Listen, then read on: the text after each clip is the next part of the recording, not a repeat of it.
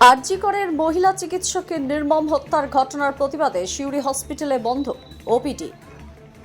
গতকালই আরজি কর কাণ্ডের প্রতিবাদে রাজ্য জুড়ে ওপিডি পরিষেবা বন্ধের ডাক দিয়েছিল রাজ্যের joint platform of doctors association. তাই বুধবার সকাল থেকেই বন্ধ বোলপুর সুপার স্পেশালিটি হসপিটালের ওপিডি পরিষেবা সহ গোটা বীরভূমের সিউড়ি সুপার স্পেশালিটি হসপিটাল। এই আন্দোলনের জেরে বিপাকে পড়েছেন সাধারণ রোগীরা। এইখানে এসেছি, হাসপাতালে এসেছি সদরে, এখন বন্ধ রয়েছে তাই দেখছি।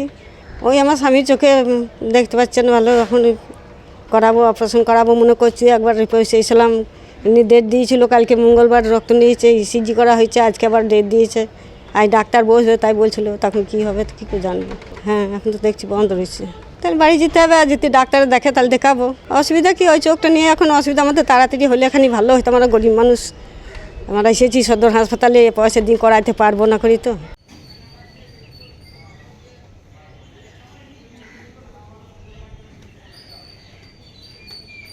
আজকে যে ধর্মঘট হচ্ছে সেই ধর্মঘটে আমাদের ইনডোর পরিষেবা এবং এমার্জেন্সি পরিষেবা কিন্তু যেরকম ছিল সেরকমই আছে, বরং আজকে আমরা সমস্ত ডাক্তাররা চেম্বার বন্ধ করে এখানে এসেছি।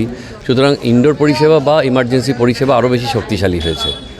আমরা শুধুমাত্র এই আউটডোর পরিষেবা বন্ধ করে সাধারণ মানুষকে এটা আবেদন করছি যে দেখুন, যে ঘটনা ঘটেছে সেই ঘটনা আপনার মেয়ে, আপনার দিদি, আপনার বোন, আপনার মেয়ে, তার সঙ্গেও এটা হতে পারে।